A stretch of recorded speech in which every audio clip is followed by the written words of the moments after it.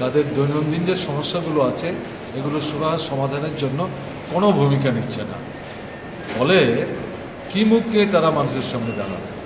এদিক থেকে ভোটটাকে ভণ্ডুল করার চেষ্টা 2019 সালে যেভাবে করেছে, এবার যেটা দেখছে 19-এর মতো না, মানুষ একটু রুখে দাঁড়াচ্ছে, ঘুরে দাঁড়াচ্ছে, প্রতিদ্বন্দ্বিতায় তারা মানে সম্মুখ সমরে এদেরকে মোকাবেলা করার চেষ্টা করছে, এতে আরও ভীত।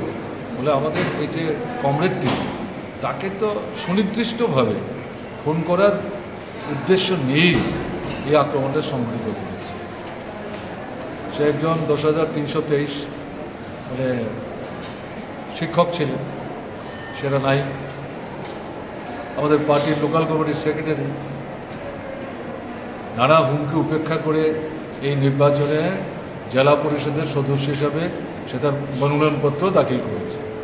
কালকে ওখানকার যে পঞ্চায়েত সমিতি এবং পঞ্চায়েতে প্রতিদ্বন্দ্বিতা যারা করবেন তাদের নমিনেশন পেপার জমা দেওয়ার জন্য গেছেন, আক্রান্ত হয়েছে। সেখানেও সে ছিল, রাস্তায় অবস্থানও করেছে।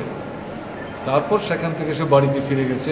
17 থেকে 18 কিলোমিটার দূর তার বাড়িতে গেছে, খাওয়া দাওয়া করেছে, বাজারে গেছে সম্ভবত ওষুধপত্র কিছু কিনবার জন্যে। একেবারে ডিটারমাইন্ড ওয়েতে অপেক্ষা করছিল, টার্গেট